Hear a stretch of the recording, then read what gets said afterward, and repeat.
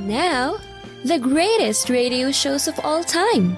Suspense. The Shadow Node. Washington calling David Harding, counter-spy. Classic radio theater. The Great Gildersleeve. Fibber McGee and Molly. Dragnet.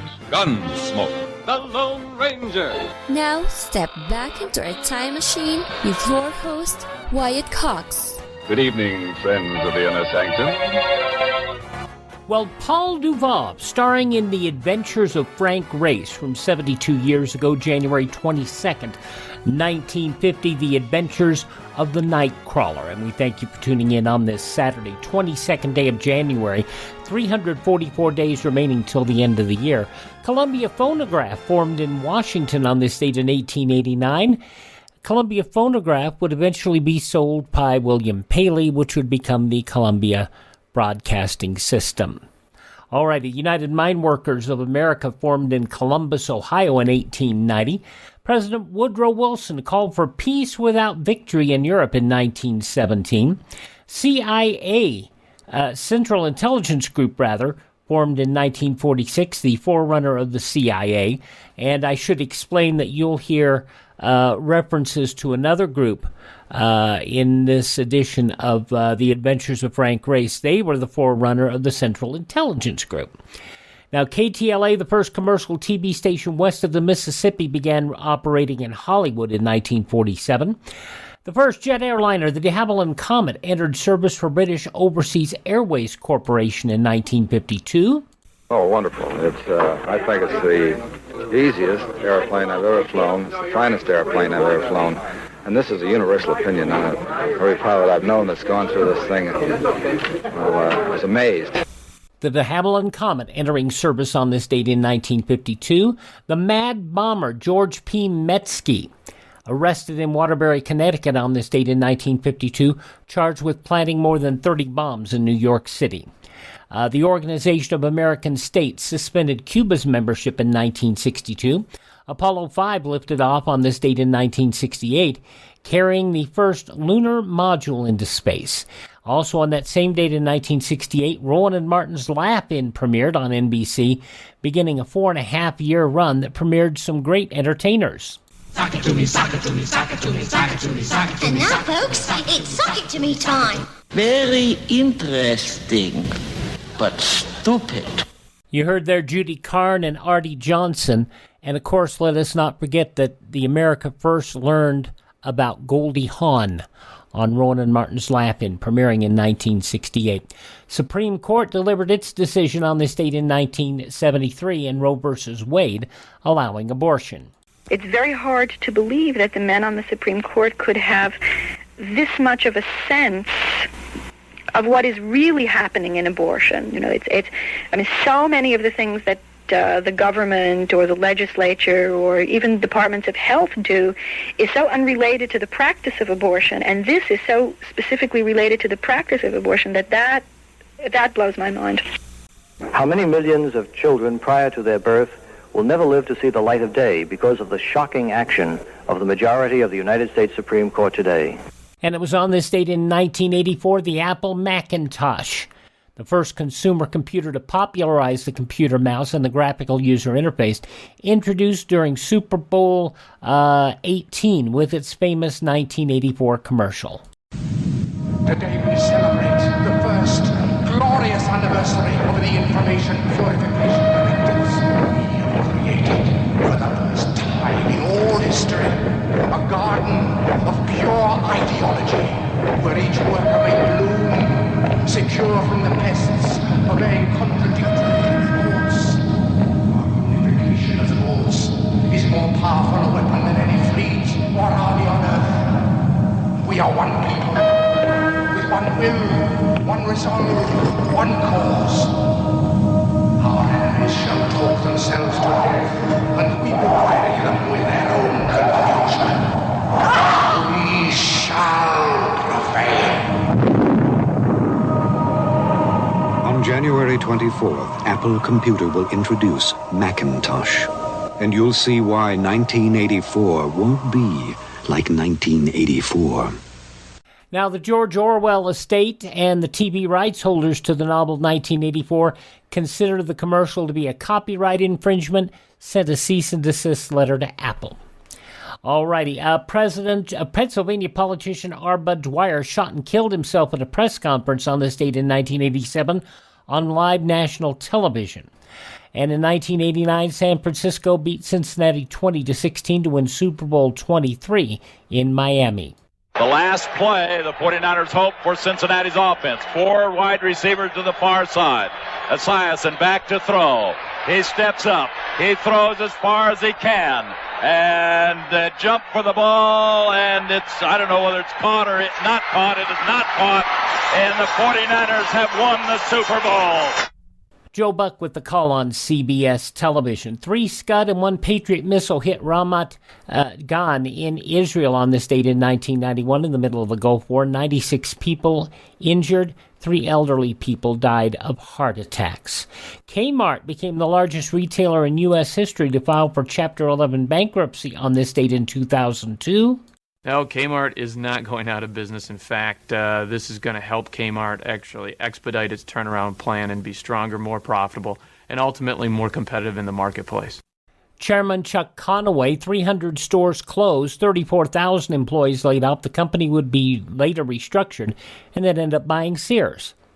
The last successful contact with the spacecraft Pioneer 10 on this date in 2003, one of the most distant man-made objects, and Conan O'Brien ended his brief tenure as host of The Tonight Show on this date in 2010 after accepting a $45 million buyout from NBC to leave the show after only 7 months. Passing away on this date in history, Alan Hale Sr., the man called X, Herbert Marshall, President Lyndon Johnson, Titus Moody on the Fred Allen Show, Parker Fennelly, Kojak, Telly Savalas, pro wrestler Jerry Blackwell, the matriarch of the Kennedy family, Rose Fitzgerald Kennedy, World War II cartoonist Bill Maudlin, did a lot of music for Stan Freberg, Billy May, and his orchestra, Billy May passing away on this date. Also actress-dancer Ann Miller, Watergate scandal figure Rosemary Woods, actor Heath Ledger, and baseball legend Hank Aaron, who passed away just 1 year ago today. This is the birth date of philosopher Sir Francis Bacon, film director D.W. Griffith, the pilot Wrong Way Douglas Corrigan, actress Ann Southern, singer Sam Cooke, actor Bill Bixby, and English actor John Hurt. Birthday number 90 for actress Piper Laurie, the galloping gourmet Graham Kerr, now trotting along at 88. At 85, Joseph Wambaugh, celebrating a birthday today. Journey, Steve Perry, 73. Tully Blanchard, who still works in pro wrestling as a manager and a backstage consultant at All Elite Wrestling. Tully Blanchard, 68 today. Actor Chris Lemmon, also 68. Actress Linda Blair, 63. DJ Jazzy Jeff, 57. Chef Guy Fieri is 64. From the Drew Carey Show and NCIS, Mac Eiserman is 51. From the USA show Suits, Gabriel Max is 50. From Malcolm in the Middle, Christopher Masterson, 42. From Seventh Heaven, Beverly Mitchell, 41. Former singer, now interior designer, Willa Ford, 41. And from As the World Turns and Jessie, Isabella Palmieri is 24. Those some of the people who celebrate the 22nd day of January is their birthday, and if this is your birthday... Hi, we're the 4 freshmen, and we just want to say... Happy birthday to you! 72 years ago, January 22nd, 1950, The Adventures of Frank Race on this Saturday Classic Radio Theater. Here's some great news. If you missed the deadline to sign up for health insurance, or if, like a lot of people, you just have a plan you're not happy with, you still have a choice. It's called MediShare. It's a Christian healthcare sharing program. There are more than 400,000 members now, and they love it. In fact, MediShare has double the customer satisfaction rate compared to that of health insurance. And MediShare really is the gold standard when it comes to healthcare sharing. It's been around more than 25 years. Members have shared more than $4 billion of each other's medical bills. Plus, MediShare is for you. It has saved its members billions by advocating on their behalf.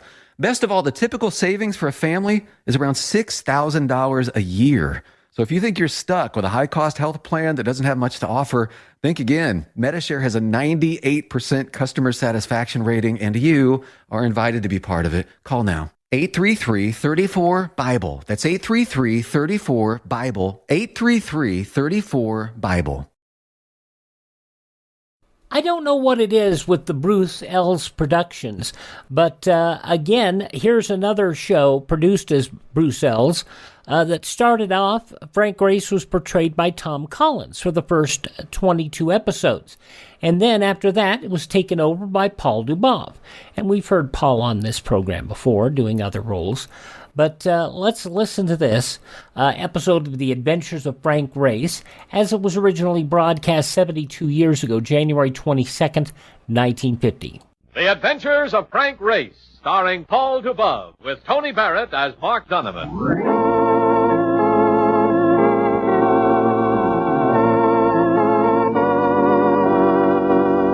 The war changed many things, the face of the earth and the people on it.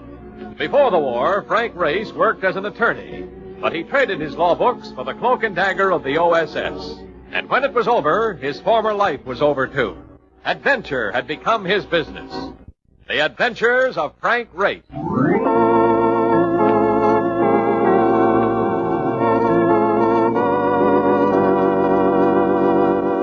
And now we join Frank Grace for the adventure of the Nightcrawler.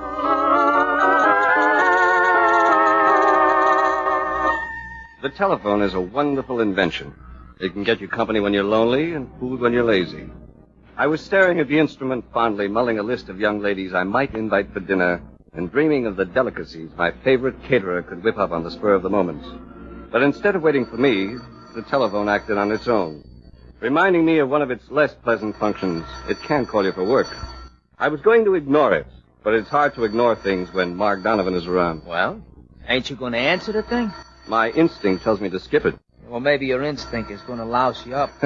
Suppose that is one of the babes you was going to call, and she thinks you ain't around and called somebody else. You've got a point, Marcus. Hello? Charter Grant, Race. Yes, Charter. I've sent somebody over to see you. Should be there in a minute. Insurance case? No, just a legal client of mine. It has to do with mass murder. Mass murder? Listen, Charter, if this is another screwy assignment like the last one, Oh, wait till you hear it. And Race. Yes? Keep your sense of humor handy. You may need it. So long. Oh, great. Oh, that wasn't one of the things. No, work. I guess we don't date tonight. What do you mean we don't? I am going square dancing. Oh, that I'd love to see. All right, Scoot, but leave the door open. I'm expecting company. Okay, I'll see you later. An assignment from Charter Grant may mean almost anything. Sometimes it's just routine, but other times... Well, I sat there thinking of some of the other times. I thought about them until a man walked into the room, and I knew immediately that this was one of the other times. He was wearing ankle-tight pants, a 1912 model suit with lapels about an inch wide, and a derby hat. He was also sporting a mustache that belonged in a barbershop quartet. I looked him over quickly to see if a lighted fuse was sticking out of any of his pockets, because he seemed ready to explode. Ooh, I tell you, whoever's going to have got to find them and make them stop right away before I'm old. Dying they are like flies, millions of them from some murder. Whoa, slow down. Who are you? Krausmeyer's the name, Rudolf Krausmeyer. But I will soon change it to mud unless you find the murderers. Oh, those bummers, whoever they are. Look, Krausmeyer, murders are for the police. Police, what do they care? They laugh on me. And last week alone is killed more than 50,000. 50,000 people? People? No, not people. Who cares for people? Do I sell people? I'm talking about worms, the knife, the feeders, fed. Oh, you should see them. Did you say worms? Yeah, that's my business. I sell them, you see, in cans. Oh, canned worms for fishing. Yeah, you understand? Yeah, but some murderer, some cold-blooded, vicious killer, he is wiping them out. Oh, those poor little... I can't excuse me, but how could a little worm in a can defend himself? Look, how? I must be out of my mind, but maybe I can help you. You sell canned worms for fishing, and something's been happening to them. Yeah. Do you have any idea what it is? My partner and me. You have a partner? Yeah, of course. His name is Oh, I can't pronounce it. He on his card with mine. Hookham Good Worm Company. Rudolph Krausmeyer, president. Yeah. Jabez Abernathy, vice president. Yeah, that's him. That's the fellow that Jabez Abernathy. Yeah, that he is my partner. Uh-huh. You see, we are both Yankees from Vermont. Yes, yes, I see. You understand, I have a delicatessen and I sold it to go into the worm business. Only now, when we are shipping out the worms to the sports stores, they are getting there dead. Did you understand? Oh, please, you have to help them. How could a little worm in a All can... right, Krausmeyer, all right. I see by the card that your place of business is on Long Island. I'll come out in the morning and have a look around.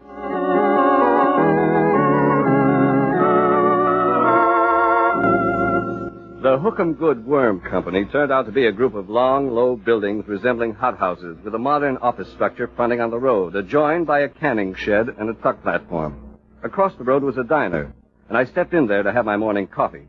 I was about to down the last mouthful and reach for my check, but the hand of the man next to me got there first. How by, friend? Well, that's very kind of you, but since we've never met, why the treat? I like to make friends and influence people. I'm betting you and I are going to get real friendly. So you can influence me? Maybe. Going across the road? Maybe. I'll go with you. Here's for the coffees, Mac. Hey, don't you want your change? No, keep it. Oh, thanks.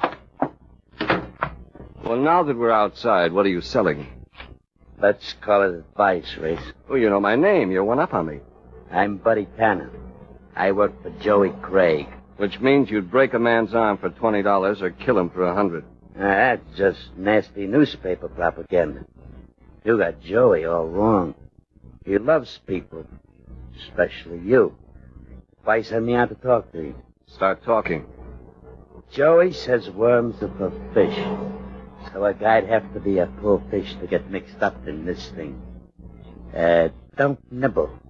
You might get hooked. I might. And on the other hand, I might land a blowfish like you. Here's the dime you put out for my coffee. But I wouldn't give another dime for your chances of keeping your teeth if I see you around here again. I turned my back on him and started across the road, and that was a mistake. In the middle of the highway, I waited for a car to go by, but as it approached, Tanner came up behind me and pushed, and I went sprawling in the road.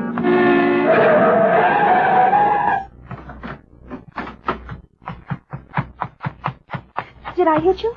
No. A near miss, thanks to some very neat driving. Oh, you're lucky I slowed down to turn in here. Didn't that other man push you? Yes, he did. Oh, he ran into the trees on the other side of the road. No need to go after him now. He'll keep. We better get out of the road. That's a good idea.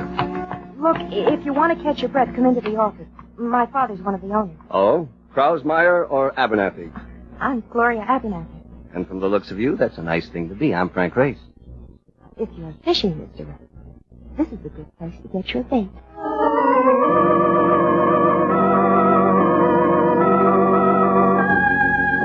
When we got inside the office, Krausmeyer was waiting, with all the patience of a man who's been sitting on a hot stove.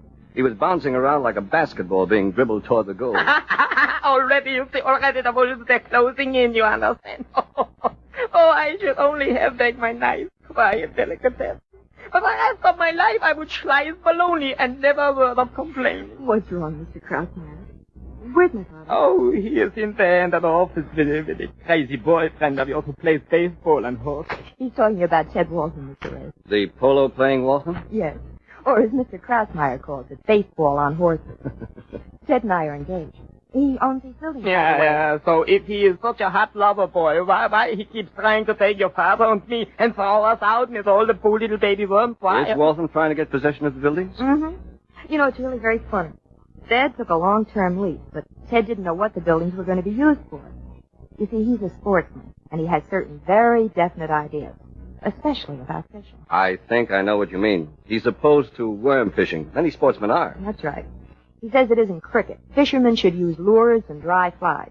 That's his idea, to get a fish to bite at a worm. Sport. It's such a sport that the poor fish should get pulled with a piece of tin or a piece of painted wood. That's a sport. At least if he gets caught with a worm, he has for the last time something to eat.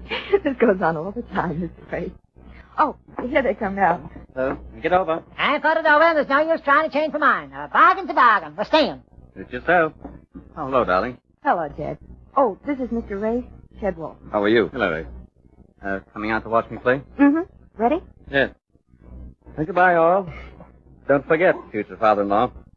Things keep going badly, I may be able to take the buildings anyhow. Bye. Oh, Race, follow him. That is him. That's the snake in the haystack you are looking for. Don't talk like an idiot, Rudolph. Just because he wants the buildings back doesn't mean he's killing stock. So who is killing them then? Who am I? I can't even stand to talk to him. And I can't stand talking to you. Now look here, Race. My partner hired you, and it's all right with me if you can find the trouble. If you do, you get paid. If you don't owe you nothing. Is it a bargain? It's a bargain, Abernathy. All right, then. Take him out and show him through the beating bed, Rudolph. I'd go with you, but I'm expecting Blake Carlin. Who's Blake Carlin? Another wolf already. We buy from him the cans for shipping the worms. You must see them. Oh, they are the sweetest, fattest, nicest little worms you ever saw in your whole life.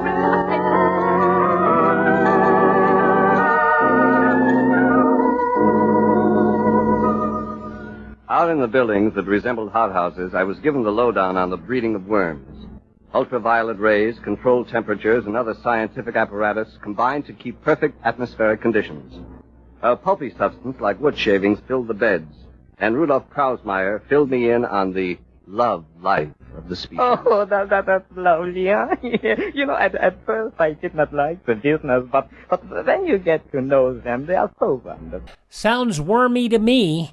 The Adventures of Frank Race, starring Paul Dubov, as it was originally broadcast January 22nd, 1950. I'm Wyatt Cox. Thanks for joining us for a little different program on this Saturday edition here at Classic Radio Theater. The news from 72 years ago is next. Our U.S. Constitution is amazing. It's full of what's called negative rights, designed to protect us from the corrupt powers of a dictatorship. Like our right to worship our own God, not some official state religion. Our right to prevent the government from seizing our property without paying fair market value for it. Or our right to be tried by a jury of our peers, people like us, not by some star tribunal. And that's why America has become the richest, most just society in the world. Other countries force so-called positive rights onto their citizens. These enable one group to take from another group their free speech, money, and choice by using government force. Socialists love wielding this power over people. Sometimes we take our freedoms for granted, but we can lose our Bill of Rights and our Constitution and become like Venezuela or North Korea, failed, brutal socialist regimes. We need your help to spread the good news about our amazing U.S. Constitution. Help us take back America. Go to OurAmericanRights.com. Brought to you by the American Media Council.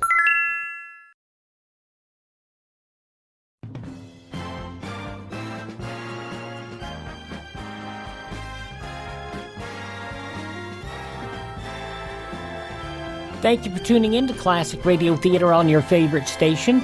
The Adventures of Frank Race, as it was originally broadcast on Sunday, January 22nd, 1950, in the newspapers of that Sunday 72 years ago. These were some of the headlines. President Truman announced yesterday he's urging immediate action by congressional leaders to revive the Korean aid legislation, which the House rejected by one vote on Thursday. He gave no limit backing to Secretary of State Dean Acheson, who expressed concern and dismay over the House decision in a letter to the president. Acheson said that to let the measure remain scuttled would have a disastrous effect on U.S. foreign policy, not only in Korea, but in other parts of the world where communist pressures menace self-governing nations.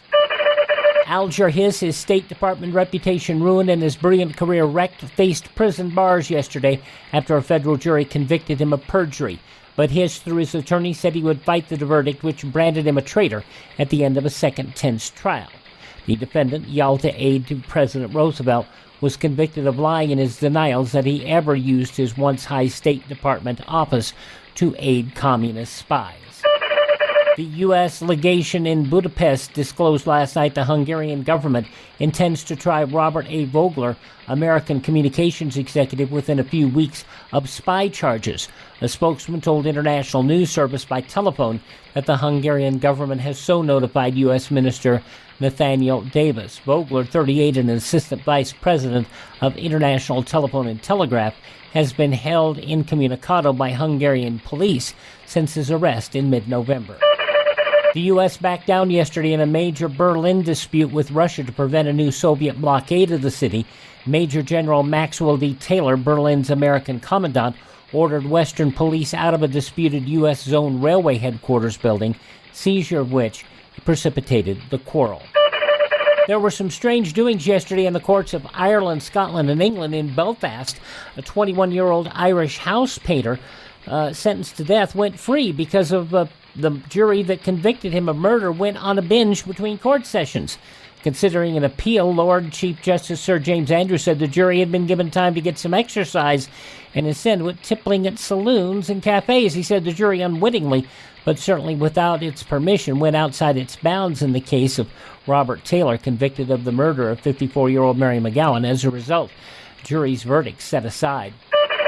In Edinburgh, Charles T. Cox had too many relatives to mention by name in his $290,000 will, so he left the money to descendants alive at the time of my death. He didn't know what he started.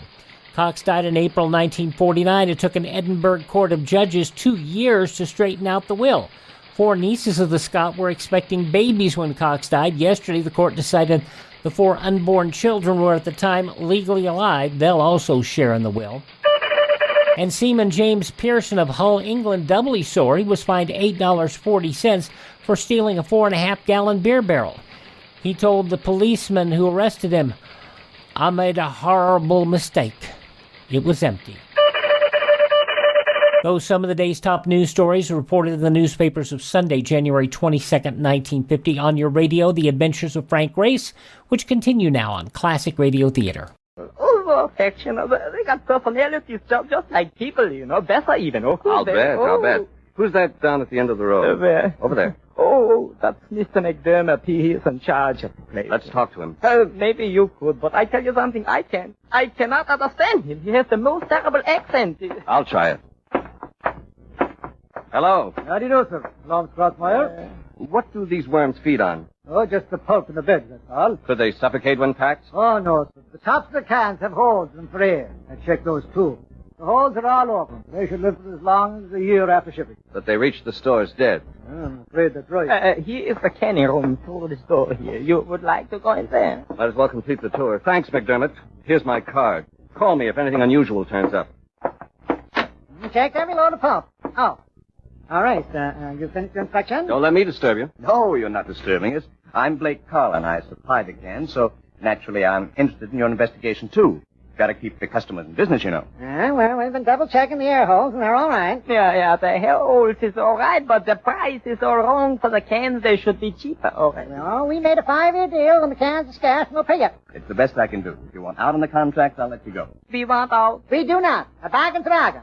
Well, Race, any ideas? A few. I'm going home and study up on the habits of worms.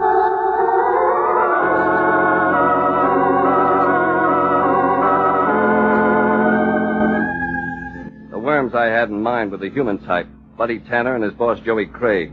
But like the night crawlers of the insect species, they can be found most easily in the late hours of the night. I curled up with a book on insect life to wait for the coming of midnight when Mark was due to arrive with a car. A few minutes before 12, the phone rang. Hello? Mr. Reyes, this is McDermott, foreman out of the Hook and Good Worm Company. Oh, yes, McDermott. I've got something to show you. Can I come up? Where are you? Chicago Store on Broadway number 59. That's only 3 blocks. Come on over. I'll be there in 5 minutes. Goodbye. Goodbye. The 5 minutes passed, and the clock struck midnight. I listened to the beat of it, but there was no sign of McDermott. Another 10 minutes passed, 15, 20. Then the door banged open. Hey, Race. Oh, I thought it was somebody else, Mark. Look, I'd been here before, but just when I was turned off Broadway at 59, you know what happened? You saw a killing. Yeah. See, a guy comes out of the cigar store, see, and a black sedan pulls up to the curb and goes bang with a sawed-off shotgun. They jump the light, and in a minute the street is jammed. And the cops come up, and at first I think it's a gang killing, but it turns out to be just an ordinary Joe, a working guy by the name... McDermott. Yeah. Hey, wait a minute. He couldn't be on the radio yet, even. How did you know? He was just a poor fish, Mark. Hooked by a night crawler. Or maybe it was an angleworm. A human worm with an angle.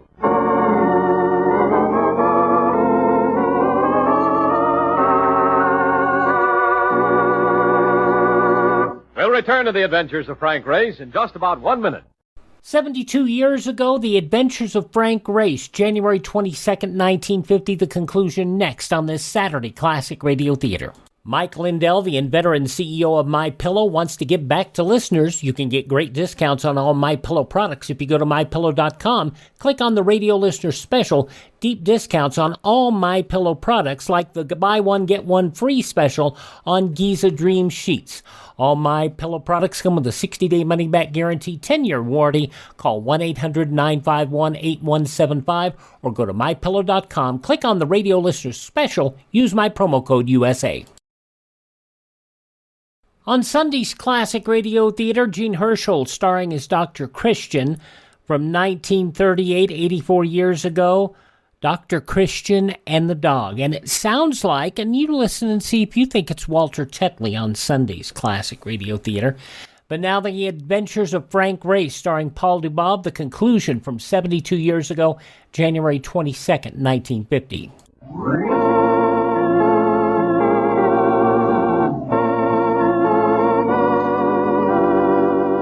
And now, back to the adventures of Frank Race.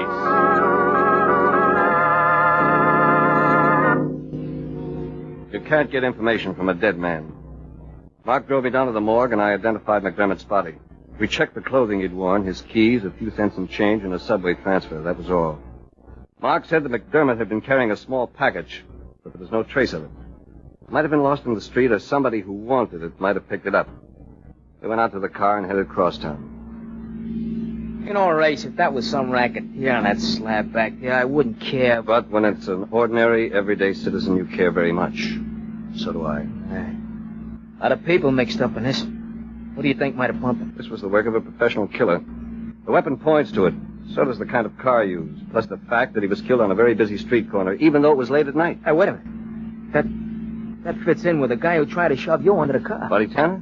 Yes. Him or somebody else in Joey Craig's gang. But we want the person who paid to have the job done. Yeah, but the only guy who can tell you that is the guy who pulled the trigger. Right. So my plans for the evening haven't changed any. Drop me off at the Underground Club. Oh, brother, we're really getting into something. Look, that place is always jammed with torpedoes and mobsters, and I... Wait. What do you mean, drop you off? I mean, you're not coming in with me. Are you off your... I want them to make a play, and they may not if there are two of us. I have something else for you to do.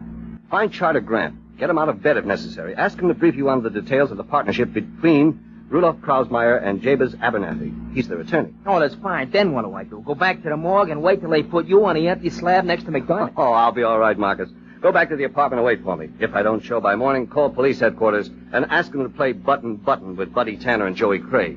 Okay, you say so. I'll take you to the Underground Club. But I hope you don't become a permanent member.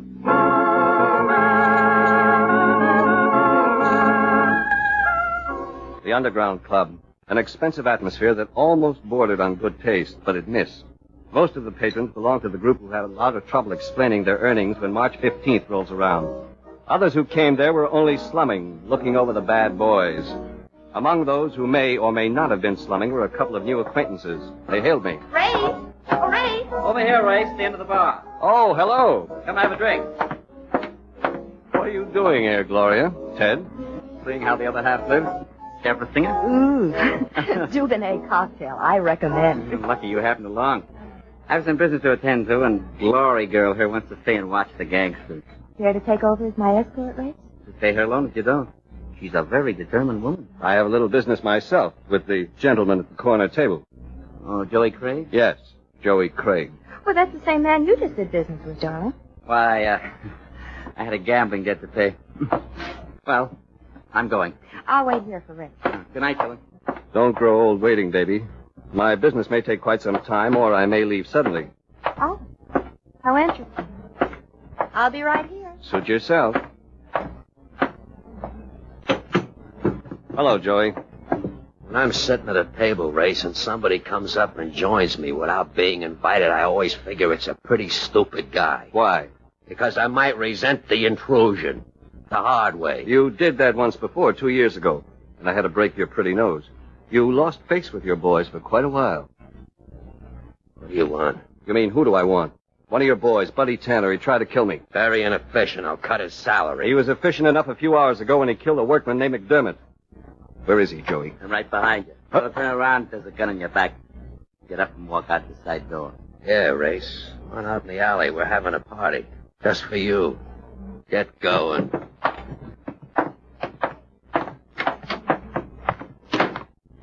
All right, Tanner. Let's go to work.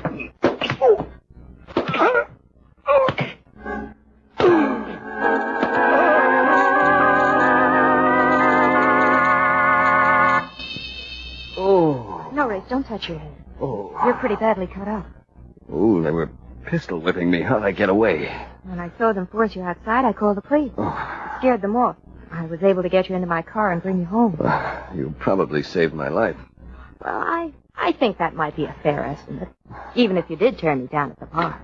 Well, how's patient? He's all right now, Dad. Thanks to your daughter. She thinks fast. It's a long line of whale harpooners. Got to think fast. Race, there's a friend of yours outside. You want to see him? Mark Donovan? Yeah. Have him come in. He says come in. Holy cow, look at you. I know it, I know I'll get you some coffee. What did you find out, Mark? You all right? Yeah. Oh, not plenty.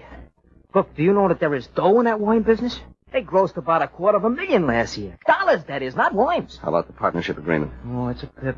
That Krausmeyer character, he put up the dough, see? Abernathy had the idea. How much? $20,000. He sold his delicatessen, but look, here's the kicker. They've been at it almost 5 years, see? And at the end of 5 years, if either one ain't happy, he can buy the other guy out for 50 G's. Ah, and if the business stopped paying off, one of them might be unhappy. Mm-hmm. Hand me my clothes. Wait a minute, where do you think you're going? To make somebody unhappy.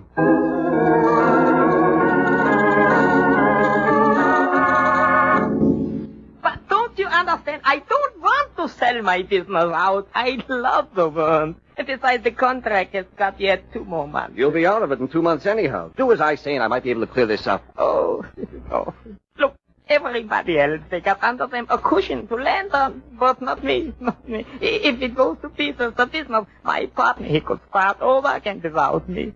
That Walton who plays the baseball and horses, he could rent his buildings to somebody else. And even Carlin with the cans, he could sell them to the salt company. What salt company? Oh, some crazy salt company that puts all the kind of salt in the bag. Now they got an idea that they sell it in cans, so you could shake it right out and not bother to fill the shaker. All right.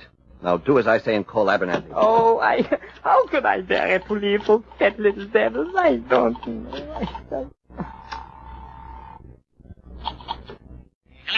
Hello, this is Rhoda. Go ahead. Come on. I want you should buy me out right now. Our agreement has 2 more months to run.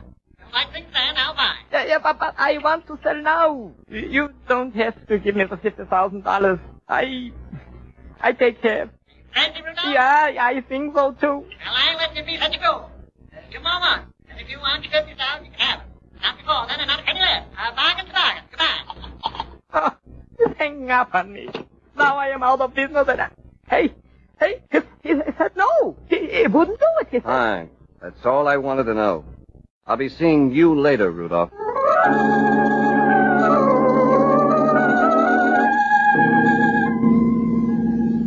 So he wouldn't buy Krausmeyer out at half price, huh? All right, what does that prove? It proves that Abernathy is exactly what he seems to be.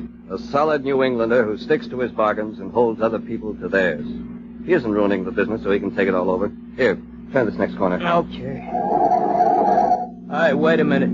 The underground club's on this street. Yes, my boy, turn into the alley and go to the back of the place.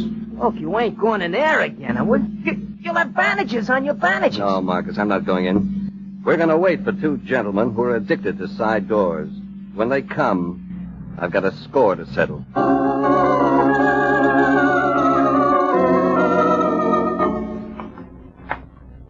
That guy Race may show up again. If he does, we'll take him in the car and do the job right. You better get your package inside. Now, Mark. Get off. Hold on your right. And then pay off for the poor.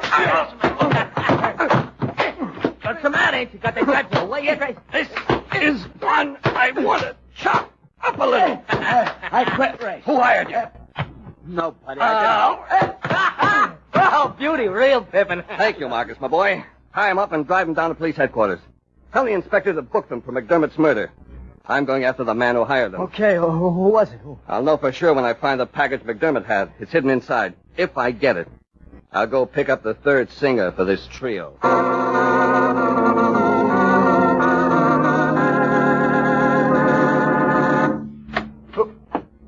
Oh. Hello, Rex. Hello, Carlin. Manufacturing cans seems to call for late hours. Well, I've got a big new account, Ray. Canning salt, I heard. You had to cancel all your other business to handle it. But Abernathy wouldn't let you cancel. With him, a bargain's a bargain. So unless you can give them your entire output, you lose your salt company account. That was bad.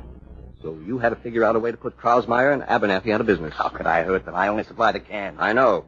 Cans like these. A pair of them, and they look the same. Where did you get those? From Joey Craig and Buddy Tanner, who are now in jail charged with the murder of McDermott. A murder you hired them for when McDermott got wise to your stunt. Yeah. Watch me. I'll unscrew the top of the can. Look. Worms in one of them alive. In the other, dead. McDermott found an old can and filled it. Nothing happened. The latest batch of cans, those are the ones you washed out with a very strong DDT solution before you sent them over, aren't they? DDT to kill the worms before they reach market. That's a silly theory, Race. I'll show you why. It's in this drawer. See? A gun. I see. But you won't use it. You'd pay somebody to kill me if you had a chance, but you can't do it yourself. So I'm going to take that gun away from you. Race, I warn you. Drop it. Drop it! Damn it, Race. Just... All right, Colin. I'll take you down to police headquarters. As Krausmeyer said, when a fish gets hooked for the last time, he's at least got a right to something to eat. And you'll be able to order anything you want in the death house.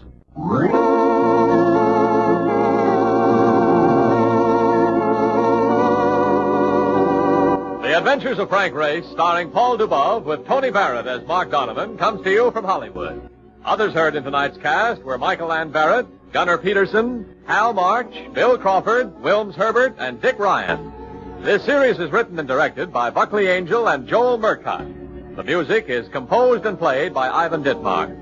Be sure to be with us again this time next week for another dramatic chapter in the Adventures of Frank Race. Art Gilmore speaking. This is a Bruce Ells production.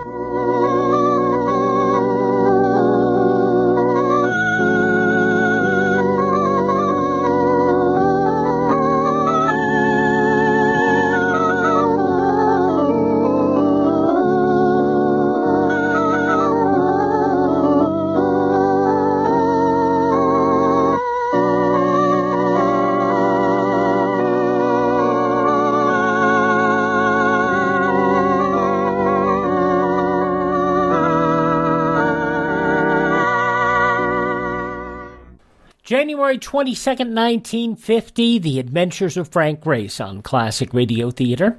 Hope you'll visit my webpage, which is classicradio.stream. There you can contact me not only directly, but also through our social media on Facebook and Twitter. You can also learn more about building a classic radio collection of your own, and you can also hear our programs on demand. Don't forget, if you miss a day, you never have to miss a show. Our shows are available through all of the major podcast apps, including iHeartRadio, Spotify, and Spreaker.